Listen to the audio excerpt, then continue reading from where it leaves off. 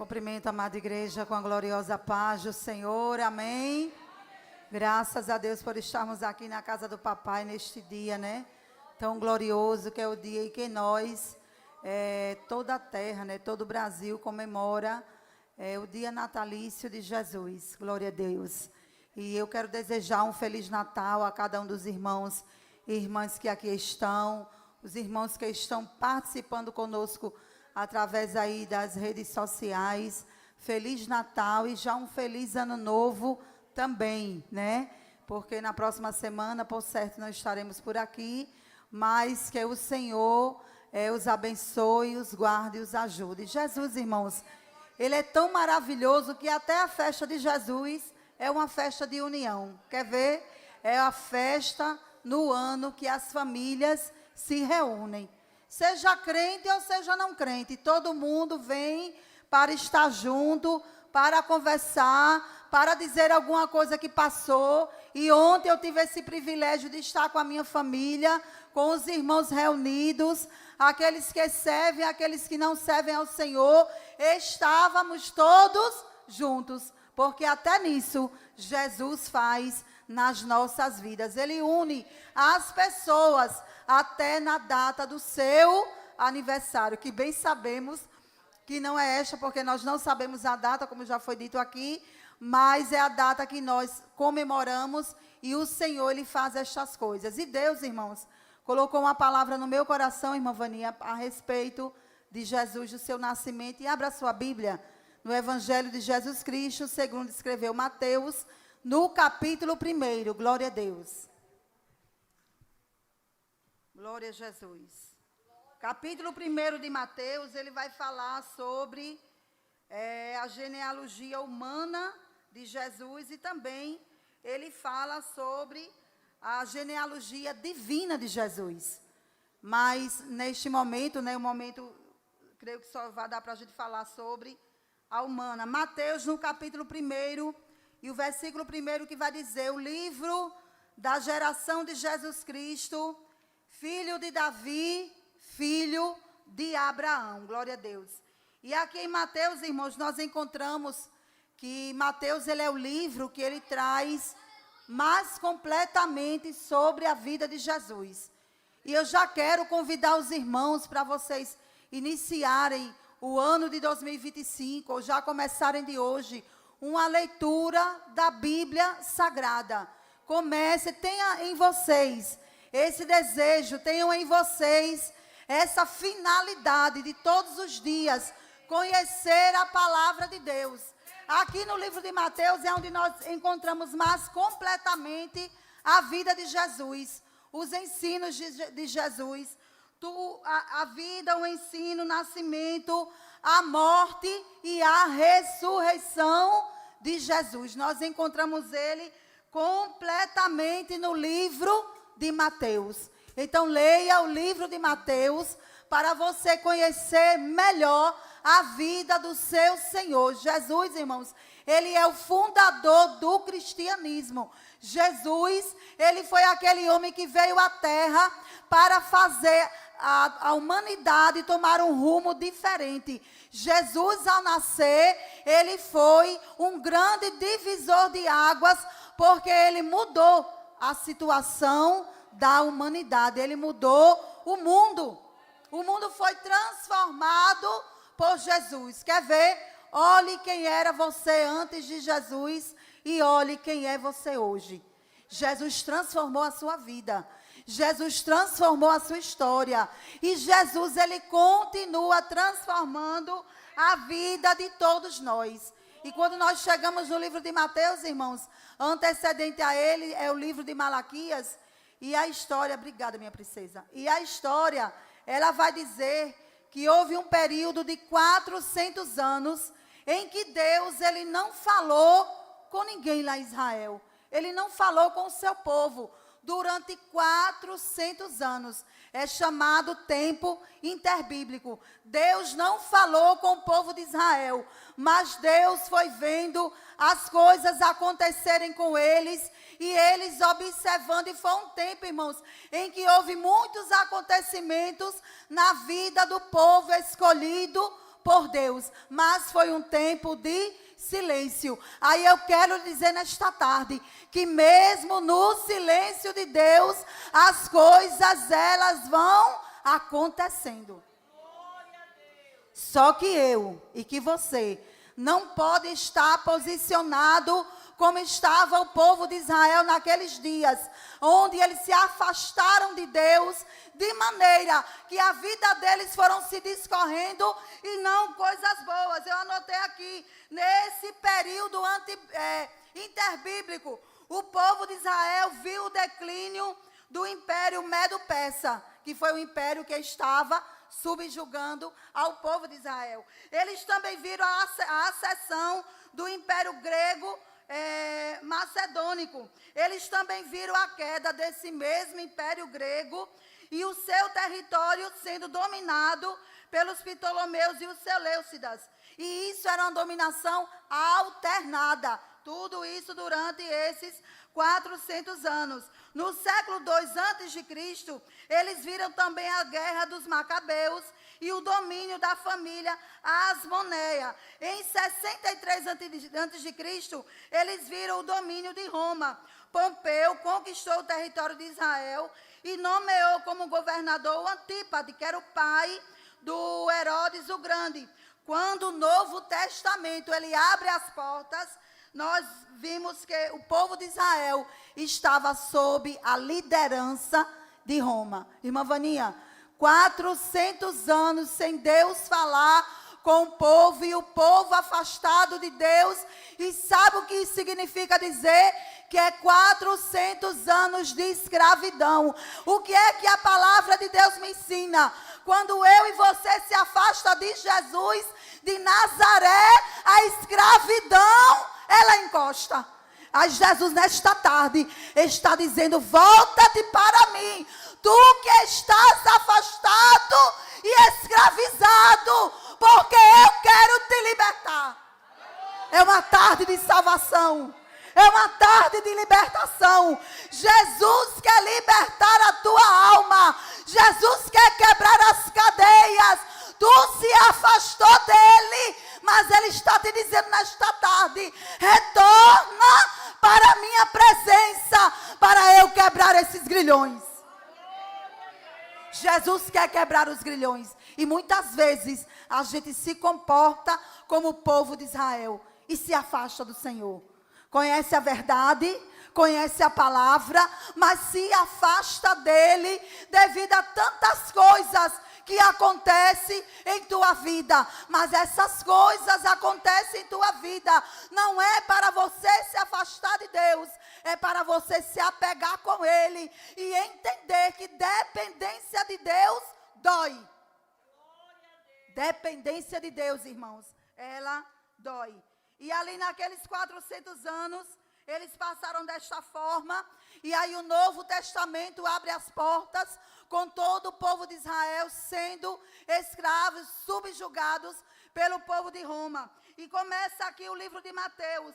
E o livro de Mateus, irmãos, vai dizer, já inicia com essa genealogia. E eu quero dizer que Mateus, ele foi uma testemunha audível e ele foi uma testemunha visual, ocular e audível de tudo que aconteceu e ele escreveu. E quando eu li esta palavra, Jesus dizia assim para mim: diga ao meu povo que só fale aquilo que ouviu e que viu. Sabe o que significa dizer? Que quando vier uma história de terceiros, eu não posso passar à frente. O que é que eu posso passar à frente? Aquilo que eu vi e aquilo que eu ouvi, que eu presenciei e sei que é fato de verdade. Mateus disse: eu vou falar o que eu vi e eu vou falar o que eu ouvi do meu Jesus. E esse livro de Mateus, irmãos, ele foi escrito direto para os judeus daquela época. Por quê? Porque ele tinha um objetivo. E aqui ele vai dizer que Mateus escreveu para os judeus para provar que Jesus, ele era o Messias. Olha, irmãos, que preocupação de Mateus. Nesse ano de 2024, quantas vezes você se preocupou em provar que Jesus é Deus na tua vida para alguém. Quantas vezes neste ano de 2024 você disse assim: Jesus, eu vou ganhar aquela pessoa para ti. E eu vou me esforçar para contar a ela todas as maravilhas que o Senhor tem feito na minha vida, na vida dos meus, na vida da igreja. E é contando a história que Jesus fez na tua vida que alguém vai se render para Ele. Mateus disse: eu vou contar para os judeus a verdade de Jesus. Irmãos, nós precisamos nos preocupar em evangelizar. Mateus, ele se preocupou em mostrar aos judeus a maravilha de Jesus, quem era Jesus. Eu vou provar que Jesus, ele é o Messias. Olha, irmãos, é provar. E às vezes alguém da sua família é tão incrédulo. Às vezes alguém no seu trabalho é tão incrédulo. Às vezes até a vizinhança tua, ou até alguém que está no nosso meio e ainda é incrédulo. Mas eu e você tem que ter o desejo de provar que esse Jesus, ele é maravilhoso. Ele morreu na cruz para nos salvar. Ele não chegou até aqui em vão, mas houve um propósito da parte de Deus na vinda de Cristo. Ele disse: eu vou provar. Então peça ao Senhor nesta tarde o desejo de querer mostrar Jesus para alguém. O desejo de querer levar Cristo para alguém. Mas é alguém que está ao seu redor, porque muitas vezes, queridos, ao nosso redor tem pessoas que a gente não quer evangelizar. Pela vida que ela vive, pela vida que ele vive. Mas Mateus, ele disse: eu vou provar. E escreveu. E aí nós encontramos no capítulo 1, do versículo 1, irmãos, ao versículo 17, nós encontramos a genealogia de Jesus. E por que, irmãos, essa genealogia? Nós encontramos aqui, nós encontramos também em Lucas. Por que essa genealogia? Porque o povo de Israel, os judeus, e a carta de Mateus era uma carta para os judeus, eles tinham, irmãos, em alta conta, né? Eles tinham como, deixa eu mostrar, eles davam uma suprema importância à genealogia, os judeus. Porque não era só chegar e falar que Jesus, ele era o Messias. Ele tinha que provar que Jesus era o Messias na genealogia, que era algo muito importante para o povo judeu. Ele veio para mudar tudo, e é isso que tem que ser dito. E é uma mudança que ela é de dentro para fora, é onde dói. Porque só mudar as vestes é fácil. Difícil é você mudar de dentro para fora. Difícil é alguém ofender você e de repente você tem que ir lá ajudar. E você tem que ir ajudar dizendo assim: Senhor, me ajude a chegar lá, eu não dizer uma palavra além daquela que eu deveria. Só ajudar, sem dizer nada, pela ofensa que já teve. Como Jesus faz comigo e como ele faz com você. Então Mateus mostra que Jesus, ele é descendente de Abraão. Esse versículo que eu li. Ele vai dizer: o livro da geração de Jesus Cristo, filho de Davi, filho de Abraão. Mateus estava dizendo para os judeus: olha, judeus, Jesus, ele é descendente de Abraão. Ou seja, ele é descendente das promessas. E a gente sabe as promessas que Deus fez a Abraão. Jesus, ele era detentor dessas promessas de Abraão. E quando ele diz que Jesus, ele era filho de Davi, ele está dizendo que Jesus era detentor das promessas de Davi. E quais eram as promessas que Deus tinha sobre Davi? Promessa de poder, promessa de liderança, promessa de um reino eterno. Então, nosso Jesus, irmãos, ele é o dono da promessa. Ele é o dono do poder. E Mateus estava dizendo: olha, ele veio na descendência de Abraão e também veio na descendência de Davi. Porque não é só pregar, tem que ter poder.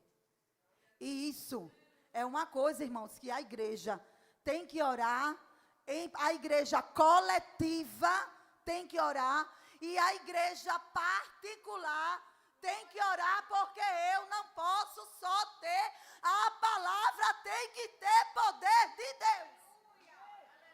O poder de Deus tem que acompanhar na tua vida. O poder de Deus tem que estar em tuas mãos. Quando você orar e colocar as mãos sobre alguém, o poder de Deus tem que estar lá. Não é só pregar, tem que ter poder de Deus. Tem que ter o poder de Deus acompanhando a sua vida, acompanhando o seu ministério. E isso não é fácil. Mas a gente tem que orar. Jesus está te chamando neste dia para você começar a pedir a Ele poder de Deus na tua vida, palavra de Deus na tua vida, acompanhada desse poder. Acompanhada do poder de Deus. Mas, irmãos, quando nós vamos lendo essa genealogia, é uma das coisas que a genealogia está dizendo para nós, e estava dizendo para os judeus. Judeus, a promessa de Deus foi cumprida. Quando você lê a genealogia de Jesus, é Deus dizendo para o povo de Israel, e é Deus dizendo para a igreja, a promessa de Deus foi cumprida, porque foi dito que nasceria um menino, lá em Gênesis 3,15, que a semente da mulher esmagaria a cabeça da serpente, que é a semente do diabo. Aí na genealogia, é Deus dizendo, essa promessa, ela foi cumprida.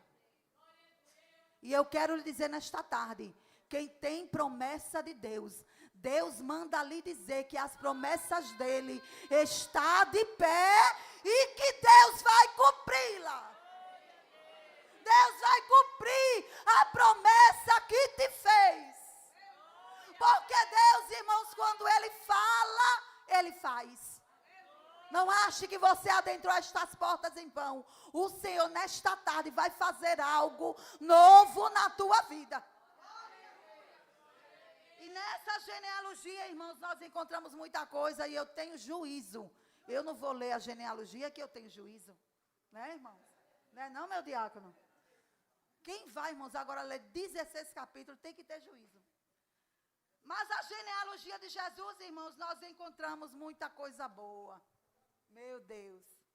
Nós encontramos mulheres reprováveis. Eu não estou falando aprováveis. Reprováveis. Na genealogia de Jesus. Olha só quem está lá na genealogia de Jesus. Como mulher. Tamar, Raabe, Ruth, Betseba. Olha, as irmãs riram. Só figura, né, irmãs? É. Sabe o que é que eu acho lindo de Jesus? É que ele não teve vergonha de mostrar. Tem gente aqui que está aqui, tem vergonha até de dizer, eu sou tia, eu sou irmã, eu sou mãe de alguém que está lá na droga, de alguém que está na prostituição, de alguém que está no adultério. Mas o meu Jesus, Ele fez questão de mostrar quem eram seus antecedentes. Esse estava lá, Tamar, uma mulher que enganou o sogro para engravidar. Claro, Judá estava errado, mas ela também cometeu um erro. Por quê? Porque a gente não pode justificar um erro pelo outro. Ei, se está errado, está errado. E pare de justificar o seu erro com o erro do outro. Mas ela foi lá, coabitou com ele, engravidou de gêmeos, e está aqui na genealogia. Nós encontramos a mulher Raabe, prostituta lá em Jericó. Mas Deus foi na vida dela, ela creu, e com um ato de fé, ao esconder os espias, está aqui Raabe, na genealogia de Jesus. Nós encontramos Ruth, uma mulher idólatra, mas ela conheceu ao Senhor através da sua sogra, e o nome dela está aqui. Betseba, uma mulher adúltera, também está aqui. Eu quero lhe dizer nesta tarde que há solução para o teu problema. Quem você é? Se você é uma enganadora, se você é uma prostituta, se você é uma adúltera ou um adúltero, Jesus manda lhe dizer que aceite Ele, que Ele vai mudar a tua história e colocar você no meio dos príncipes e das princesas. Jesus fez assim com essas mulheres. Na genealogia de Jesus nós encontramos homens mentirosos, com promessa, que promessa de Deus, mas mentindo. Aí é Abraão, é Isaac, é Jacó. A linhagem toda, todos eles entraram na fraqueza da mentira. E está registrado. Quando eu leio a Bíblia, eu digo assim, irmãos, já disse isso a várias pessoas. Graças a Deus, que Deus mostrou as falhas desse povo. Você já pensou, irmão, se a Bíblia só tivesse pessoas sem defeito, sem falha, sem pecado? Seria da gente. Quando a gente errasse, quando a gente pecasse, como é que seria? O que é que a gente ia fazer? A gente mesmo ia se condenar e dizer, não tem jeito para mim. Mas a misericórdia de Deus, ela acompanha aquele que o aceita. E nós encontramos homens mentirosos. Nós encontramos também homens com marcas de violência, como Davi, Roboão, Acaz e Manassés. Homens violentos. E alguém pode dizer assim, peraí, irmã Sueli. Davi não, Davi quando ele cometeu ali os assassinatos, ele foi no comando do exército, a mando de Deus, sim. Mas Deus não mandou ele matar Urias. Ponto. Homem violento. Está lá, homem violento. Homens idólatras, entra Salomão, Roboão novamente, que além de violento, Roboão, Acaz e Manassés também eles eram idólatras. E esse Manassés, além de ser idólatra, ele ainda era feiticeiro. E ele está na genealogia de Jesus. É Jesus dizendo que eu quero me aparentar com os caídos. Não tenha medo de evangelizar pessoas desse jeito, porque Jesus não teve vergonha de colocá-los na sua genealogia. Jesus não teve vergonha de colocar essas mulheres e esses homens. Não, eles estão aqui para dizer que a misericórdia de Deus, que a graça de Deus, no sacrifício de Jesus e no amor de Deus Pai, no Antigo Testamento, alcança qualquer pessoa. E alcança mesmo que nós estamos aqui.